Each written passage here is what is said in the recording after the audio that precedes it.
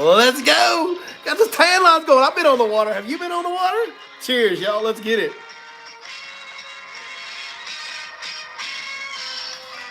That's right. It's the mid-tournament post-game show, season opener. Toledo being giant bass are being caught. The sport of bass fishing might have just changed forever. Might have. We're going to talk about that tonight. If you saw the last live stream in the beginning of the week, you probably have some idea what I'm talking about. We're going to discuss what we've been seeing these anglers do, break down how we've been seeing catching them, what's going on, what they can expect. We got a full moon like tomorrow night. That can change things. Let's see what we're going to see on the weekend. Discuss that a little bit. Should be a good time, man. We're going to get into it, talk about where fishing has come to these days with electronics and forward-facing sonar and all that, and give you guys my opinion on it. Should be interesting. Should be interesting. I'm looking forward to talking about tonight. Hope you guys are looking forward to it as well. Listen to that theme music, though.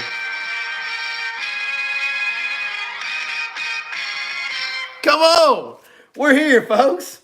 We're here. That old school Bassmaster theme music. We busted that out for the preview of this tournament on Monday night. And I felt it so much in my soul, down in my heart, that I just had to do it again, man. I really enjoy that theme music. That brings back the memories, doesn't it? That brings back the memories. Man, thank each and every one of you guys for joining us tonight, as always. I really do appreciate it. It probably sounds cliche because I say that at the beginning of every podcast or whatever you call these live streams. But I mean it from the bottom of my heart, man. It means a lot to me that you guys take time to actually listen. I'm just a dude with a phone in a garage with a bass boat, and I'm lucky enough to get to go fish a lot on Lake Fork and these other lakes in the East Texas area. And I've been lucky enough to do that for a pretty good long time now. You know, we are coming up on 9 years. We are nothing but a couple weeks away from the 9-year anniversary of when I started my guiding. And we're about 7.5 years into the YouTube video making thing as well. So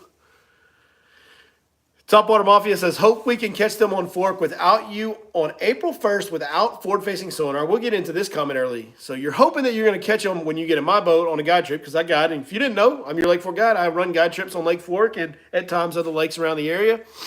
Mostly Lake Fork, though. On April 1st, you're hoping we'll catch them without forward-facing sonar. We will be using forward-facing sonar, but the ones that are, in here, because we're going to be looking at them on a bed. That's what it's April 1st. We're probably going to be staring at them on a bed. If you sign up for a trip with me, I've kind of got a reputation as being a sight fisherman. And if you come with me on April 1st, you probably know what you signed up for. We're probably going to be staring at them on them old beds. And oh yeah, the next full moon will be about a week before that. So it should be real good. So that's a good date that you got lined up there, partner. Topwater Mafia. Looking forward to that. So,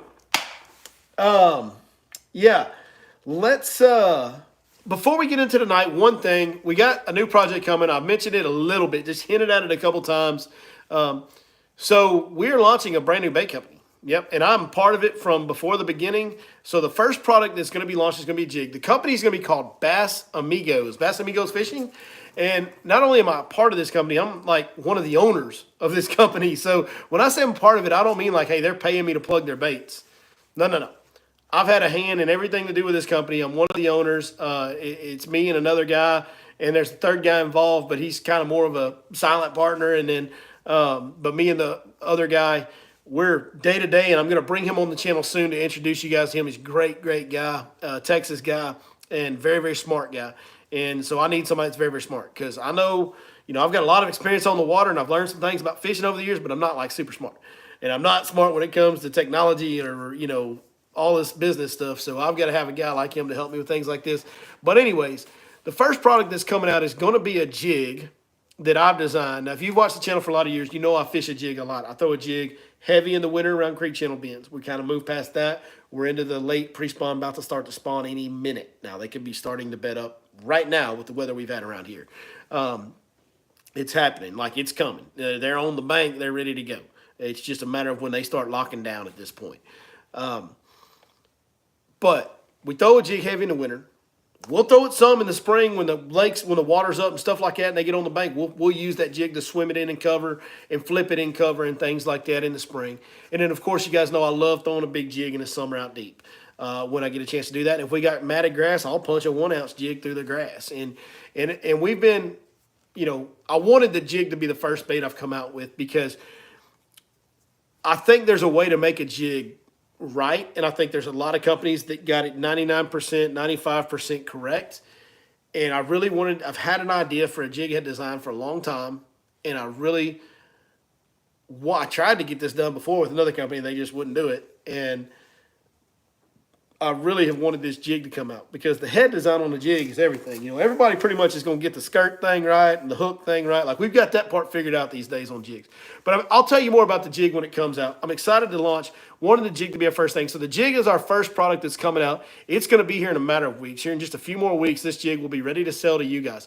Right now, over on Facebook page, here's something that we wanted to do is we wanted this company to be more public involved than any other company in the history of fishing. So we wanted to be able for you guys to have a hand in what goes on at this company more so than you ever have. Like, you don't get to help make decisions with Strike King.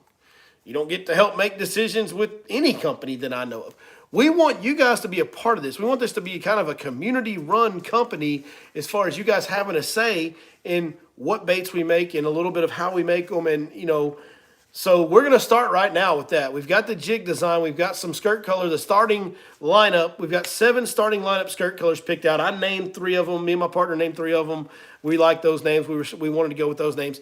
And then there's 4 more jig colors that we want you guys to name. So somebody's asking, is the jig live now? It's not live now. We're just about 3-4 weeks away from the jig being for sale, available to you guys, as far as being available on a website where you guys can go purchase it. It's coming in a few weeks. Right now on my Facebook page, when we get done with the live stream tonight, go over to my Facebook page, check out those 4 colors that I posted on Facebook today, and I want you guys to put your name suggestions in there. So you guys are going to get to name our jig colors on 4 of our 7 colors. And when whoever wins, the 4 name winners, the 4 names that we pick to use that will be put on our packaging forevermore, when we pick those name winners, those winners are going to get 7 jigs, 1 of each color, sent to them once we've declared the winners. So you guys are going to get some free jigs out of it if you win, and we're all going to get to be a part of naming this jig together. And, man, I'm looking forward to it. I'm really, really looking forward to that and seeing what you guys – I've already seen a bunch of names. There's already a bunch of names on there. There's some good ones. So if you're going to have a chance to win, you better get creative because there's some pretty good names on the list already.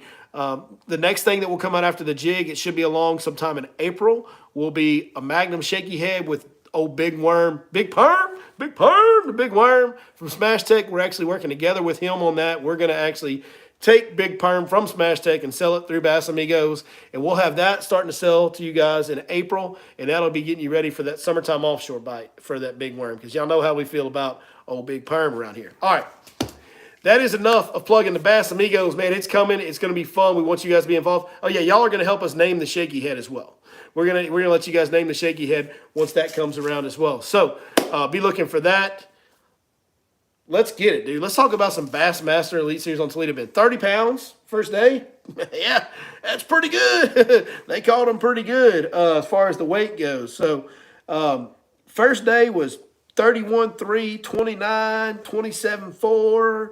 I mean, we had some big bags coming in there the first day at the top of the leaderboard. Now, second day, it kind of leveled out a little bit. You know, Pat Slapper had 27 first day, 28 second day. He's at 55. Koya Fujita, the Japanese dude that, you know who I'm talking about. He had 31 first day, only had 24 today, so he dropped off. Robert G had 29 first day, 22 today, so he dropped off. Patrick Walters had 19 first day, 30 today. He jumped up. You got to be scared when Patrick Walters jumps up on day 2. Like, if he comes out and has a solid day 1, then he goes gangbusters day 2, man, that's a scary dude to have right there within striking distance, right? Like, that's a scary dude to have 5 pounds behind you on day 2 going into the weekend. I like Patty. So before we get into talking about the weights and what we think is going to happen over the weekend and who's going to win, let's talk about what we came here to talk about. It's the hottest topic in fishing. It is the hottest topic in fishing. And I want to answer this question real quick. Sorry to interrupt. Charlie Robertson, they will be available in some stores. One store around Lake Fork, I'm 99% sure we're going to have it in. but we'll get it in some stores for sure in different areas. But around Lake Fork, I know at least one we should have it in around the lake. And then, of course, I'm sure there will be other retail outlets that we will work into as well. Right away, immediately, it's probably going to be online only for the first few weeks. But it'll take us a while to get it out to the retailers and get agreements made on that. So that'll be a little bit more down the road. Just a few weeks, though. So, forward-facing sonar. Let's talk about what's going on. We've got a full moon tomorrow night. We've got warming trend weather.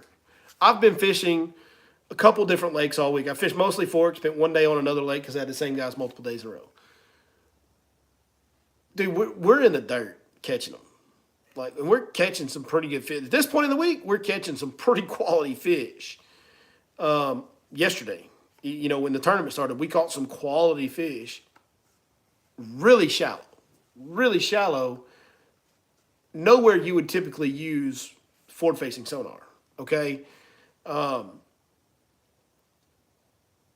There has to be fish. I know Toledo Bend. I was just there a month ago. I know what it looks like. I know how it's set up. I know the water level came up even more than when I was there. I know the grass that's in the lake. Man, there's fish on the bank, dude. There is fish up there. I'm concerned. The fact that everybody that's leading this tournament is forward-facing sonaring concerns me. And I'm not an anti-forward-facing sonar guy. I'm no Randy Blockett, okay? I'm no old-time Uncle Randy that's forward-facing sonar is running fishing. I don't buy into that at all. I don't think that's true. It's not my favorite way to fish. I don't like doing it. I find it very challenging to be effective with guide customers doing it.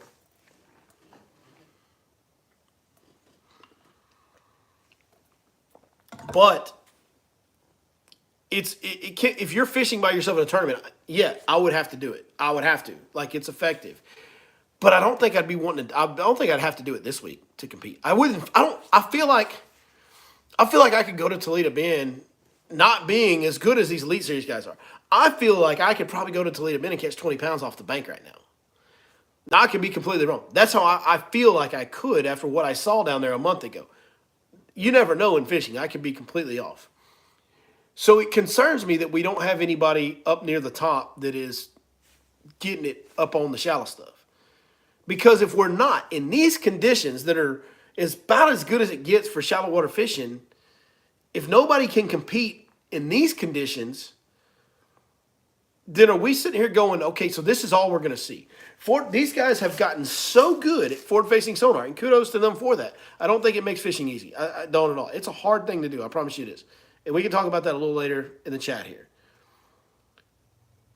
But if this is all we're seeing at the top in these conditions, is this all we're going to see? Are they that good at the forward-facing sonar gig that it's so effective the way they've executed on it that nobody else can compete doing anything else, even when conditions are favorable to the up in the dirt bite? Because if that's the case, that's pretty sad. To me, that's sad. I had a conversation with my buddy Z-Dub this morning, or earlier today, and we were talking about this because he loves Toledo Bend, and we were talking. I mean, he's no forward-facing sonar guy. He's just a recreational weekend fisherman primarily, but he's really good. He's really good. He's one of the best finesse plastic fishermen I've ever known. But he doesn't forward-facing sonar. He gets up shallow cover and flips wacky worms and does his thing, and man, he catches a lot of fish and catches big fish. And he's caught many over 10 pounds. He's not your average weekend fisherman. He's good. But talking to Z about this, the one thing that I kind of came to my conclusion was, here's the deal. It's not that I'm anti forward-facing sonar, but I don't want to do it all the time. It's not my favorite way to do it.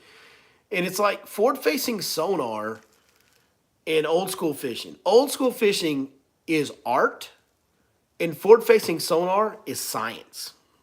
If that makes sense, man, when you're taking a jig and putting it through a brush pile or a root system or swimming it through some flooded bushes, there is an art to the, working it through there and feeling your way through that cover and being in tune with the bait. And there's an art to that.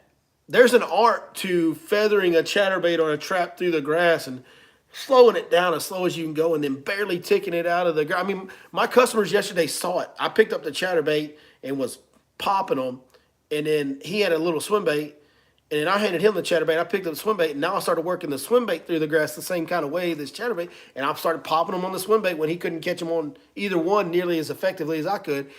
And so this is a customer I fished with for years, and he got to kind of see it firsthand. Like, there is an art to old school fishing where you can't see anything and you have to put the picture in your mind's eye and work that bait through there to get bites.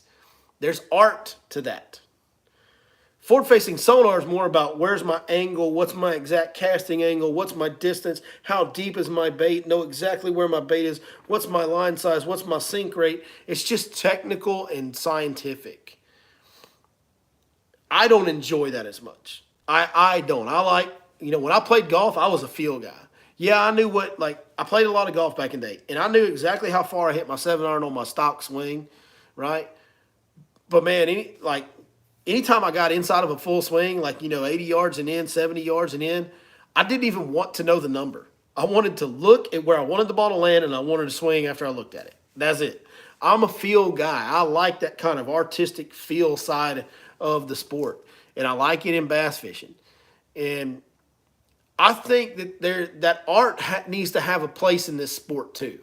That old school art of fishing needs to have a place in this sport. I don't think it's right to eliminate that completely. I don't want to see that get eliminated completely as a fan. So I don't know, man. That's where I am. I don't want to see the old school go completely away. I get it that it's a tournament and it's a cutthroat competition. It's the highest level of competition, so it needs to be competitive, and you need to be doing it to the best of your ability, and if you can't keep up, tough luck.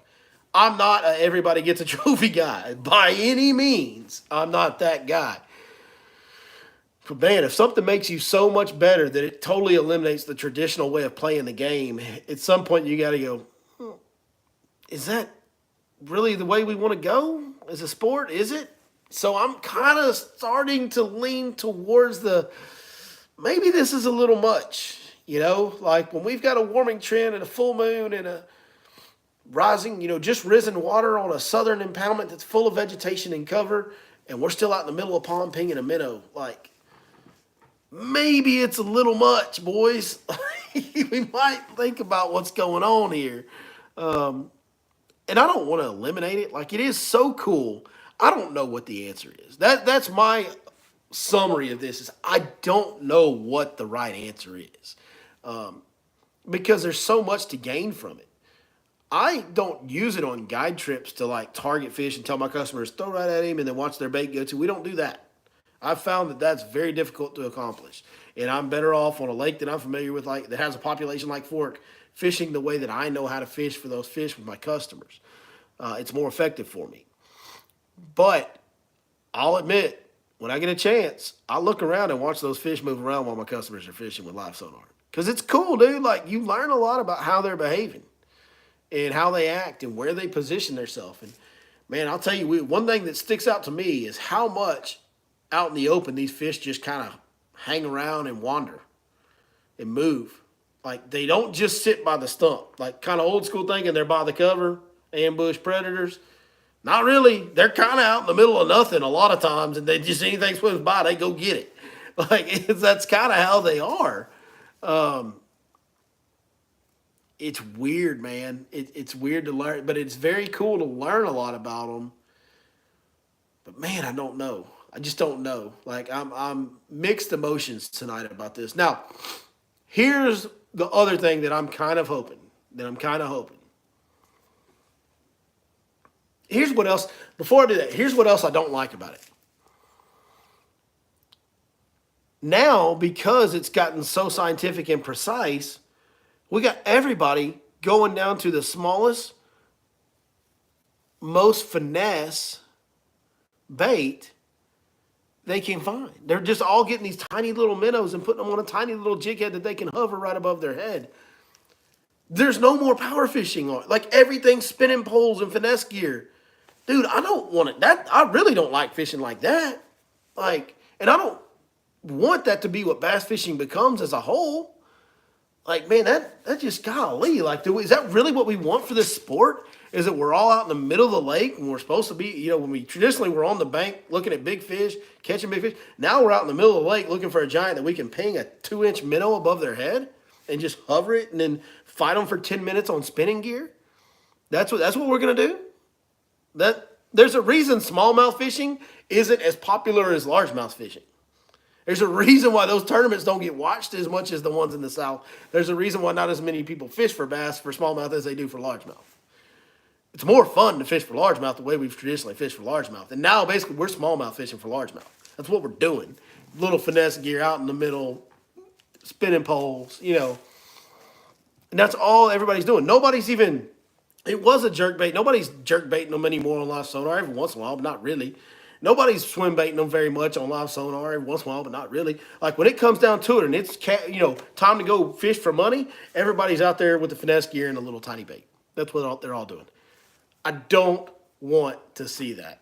I don't like that part of it. I'm anti drop shot and anti pinging minnows. We don't want that around here. We don't like that at all.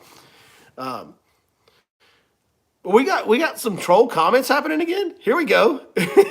It's a party. It's a party in the comments. There's people talking about all kinds of crazy stuff down there. So if y'all would like to scroll through the comments, if I'm boring, you just read the comments. They'll entertain you. You know what I mean?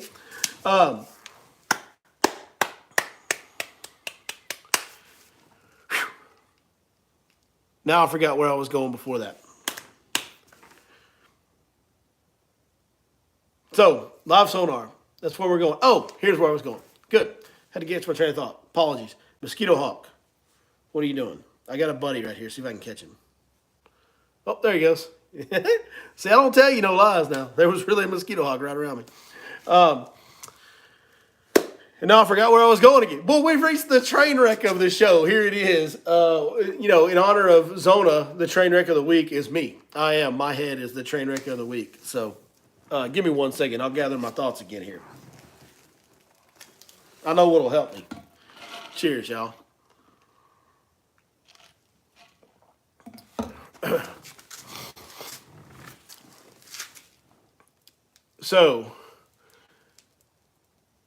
Here's what I'm holding out hope for. I've seen this happen. I mentioned it to a couple customers of mine early in the week. Every year, right before they spawn. And when I say right before, I mean up to the day of when the first wave starts really spawning and you can go look at them on beds. No, that is not water. Blaine, that is not water in that cup. There's always like a 3 or 4 day period where it's like, boy, it gets grindy. It gets really tough, man. Like, God, you're around them. You're in the right stuff. The water looks great. The temperatures are up. Everything looks good. But you just can't catch them. Like, it gets tough. That happens every year right before they start spawning. It does. What I'm hoping is with this full moon being tomorrow is that they're experiencing that little first wave right on the edge of it lull. And that's why the shallow guys are struggling and the guys that are leading are not fishing shallow. If there are shallow guys there, if there's guys fishing shallow in Toledo, they're obviously not doing well, right? We can see that because all the leaders are out there in the middle of the pond. So I'm really hopeful. In the back of my mind, piece of me is hopeful that that's what's going on. And then as we see this full moon pop, now, will any of those guys be around Sunday to do it? Who knows? But I'm hoping what we see is that by Sunday, even the leaders that are out there on live sonar, now they're struggling in the middle of the pond and they go up shallow and they start catching them. I'm hoping that that's what we see then.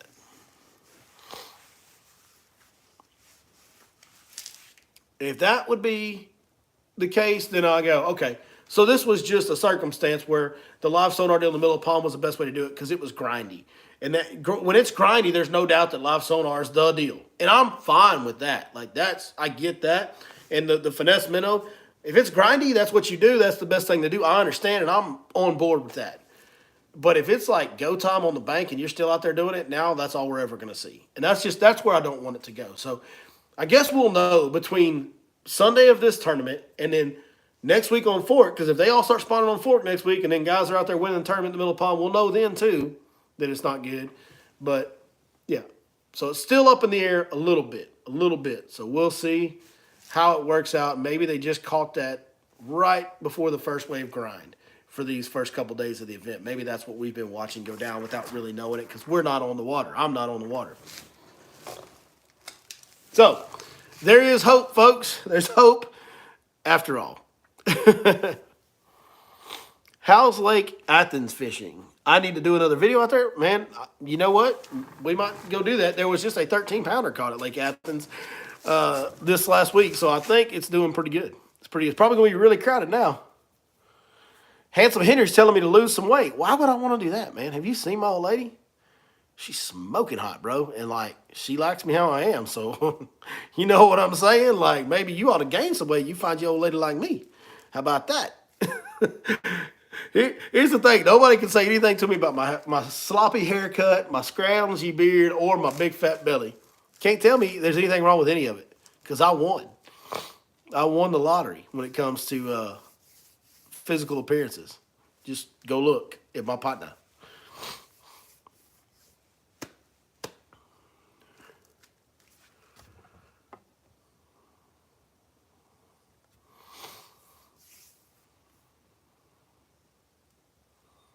Prove it? You want me to prove it?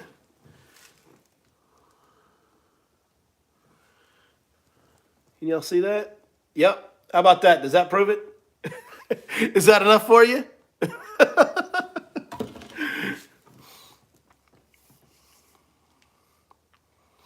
Yeah, all the leaders are not only in the middle of the pond, all the leaders are on top of each other in Housing and 6 Mile. They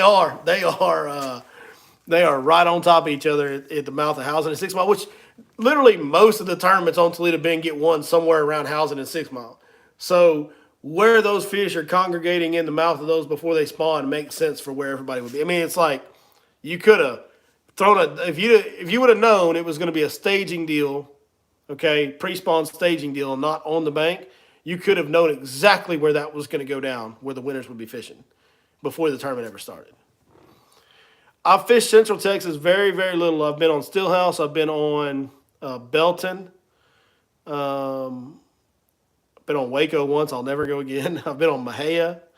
I used to go to Fairfield. I fished a few Central Texas lakes. Not very often, though.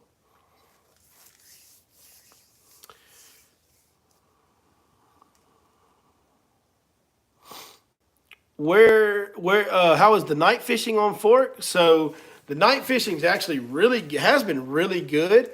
So some of my customers that I fished with the last couple days, they also go with Whit Smith. And by the way, Whit Smith, if you want a night fishing guide, Whit Smith's your dude, man. Whit Smith is like king of the dark out there, the prince of darkness.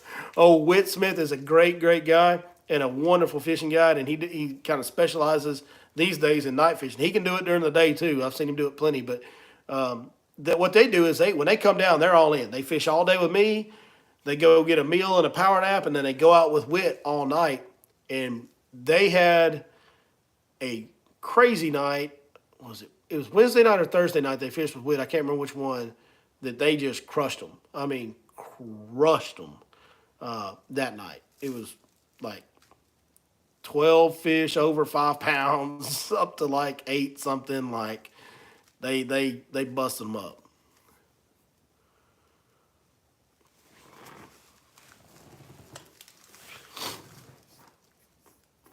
He was born in the darkness. Whit might have been because he gets them at night. Of all those Central Texas lakes, which do I recommend? Stillhouse has got some giants in it. If you want to catch big fish, probably Stillhouse. If you want to catch a bunch of fish, Belton's got a ton of fish in it. You're going to catch a bunch of predominantly smaller fish, but a lot of easy bites on Belton. Do I ever fish or guide at Hallbrook? I've fished Hallbrook a bunch. It's really close to my house. I actually live closer to Hallbrook than I do Fork. I used to fish it a lot more before I started guiding. I would run a guide trip on Hallbrook with no hesitation because I know the lake very, very well. I've fished, and it's not a big lake. I've fished it a bunch. So if you ever want a guide trip on Hallbrook, I'd be more than happy to take you there. Just holler at us at yourlakeforkguide.com, and we'll get you lined up. So, yeah. Hallbrook's in good shape. It's in about as good a shape as it's been in a long time right now, too. So I would be happy to take you there. What boat do I have? That is a Skeeter FXR sitting behind me, FXR 20. It is the select or the custom ordered version. It's a one-of-a-kind color. I rig up my electronics exactly how I want them, not on any package deal. Yep. I went with the new poles, dude. The Raptors, the Minn Kota Raptors, they are better than power poles. I've been a power pole blades guy for a while, and like those a lot better than Talons back in the day. But these Minn Kota Raptors are an improvement over power poles. They're really good.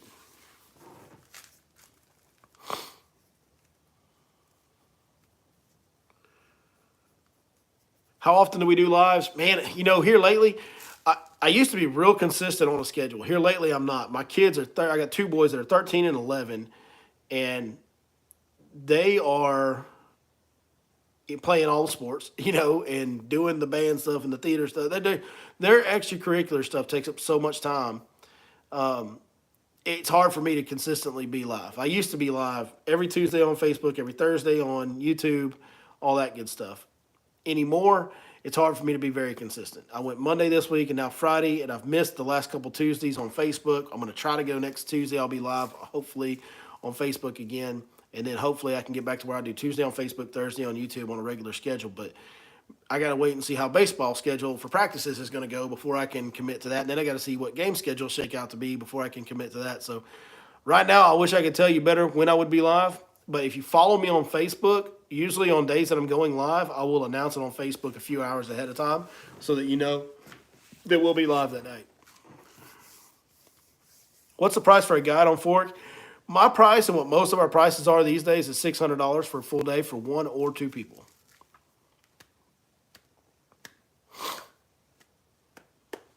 Family first, absolutely. That's the thing. They're 13, 11. These two boys ain't going to be around for too many more years. So before they grow up and are doing their own thing. So, yeah, I'm not going to miss any of that. I'm not. I mean, if it costs me some money and outreach on social media or booking guide trips or selling baits or whatever, it just costs me money. I'll happily give that money up for that. So that's what it is. Somebody says that I'm ignoring him, and I'm not doing it intentionally. Have I ever been noodling? No, I've never been noodling. That has never appealed to me. Sorry for ignoring you, Mark Risner. No, I've never been noodling. Are my boys fishing in high school? My oldest one might. My youngest one, I doubt he will. My oldest one might. He'll be in high school next year. It's up to him if he wants to do it. He likes fishing, so we'll see. He likes fishing, and he's got buddies that like fishing, and it's funny because some of the there's been 3 or 4 kids that are like, "Hey, I'm gonna be your fishing teammate in high school, so your dad can captain us." Like, they're gonna be disappointed. You know what I mean? Like, I know like fork pretty good, but hell, I can't captain them when we fish there because that's against the rules. And when we go to these other lakes, there's going to be some of these other dads that are like local tournament dudes that are better than me. Like, that's going to be the reality on those lakes. Here in this area, we got some dudes that can flat catch them that just fish derbies on the weekend, right? So, yep. What is, dare me to play Roblox doors? Please, I don't even know what that means, but okay, I dare you to play Roblox, whatever that is.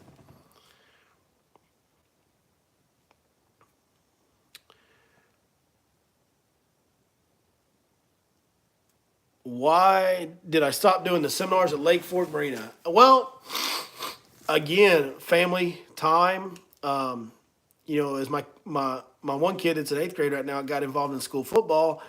Of course, they want to go to the Friday football games every week, and it kind of started where I stopped in the fall. And man, we did those for probably 5 years, every other Friday. We were there live in person. It's just a lot, man. That's a lot of time commitment. We may need to do one every once in a while. When I get a little low on the schedule, I don't want to go back to committing to do them every other week. It's just I don't live right on the lake. I got family stuff going on here. I work all week, and so it's just I used to give so much time to my job, and I'm just dialing that back the older I get. And I hope y'all understand that. And it's not because I don't appreciate you guys and what y'all have helped me build here and being able to build a career doing something that I love doing. I do, but man, I love those kids. Like I love my wife. I love those kids. It's a hard balancing act, and I do the best I can. And I try to come on here every chance I get and give you guys helpful information and do what I can to show my appreciation. That's just what it is. I don't know any other way to explain it. So.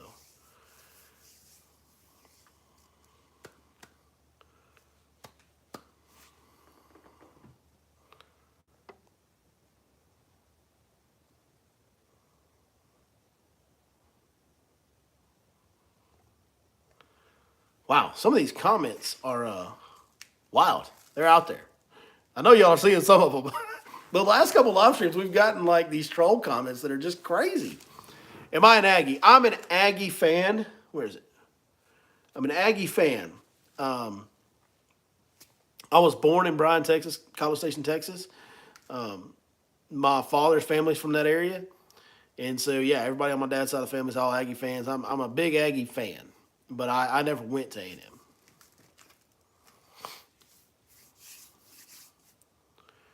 All right. Well, we've gone around the block and back and talked about some things other than fishing. We've talked about fishing. And best boat launch to launch at next weekend to watch the elites. Probably the 154 public ramp. It's right across from where Bassmaster's taking off. There's a boat lane takes you right to that little cove where they're taking off from. I would say the 154 public ramp, Highway 154 public ramp, is probably the best and easiest ramp to launch at to watch Bassmaster next week. There we go.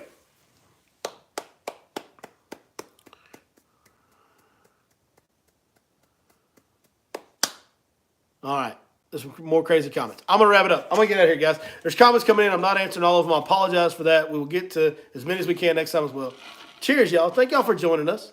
Bassmaster Elite Series. Watch it. Let's see what develops over the weekend. Hopefully, just for my peace of mind that fishing hasn't really permanently changed forever all the way, I'm hoping that we'll see somebody doing something besides live sonar over the weekend. We'll see you guys next time right here on your Lake Fork Guide.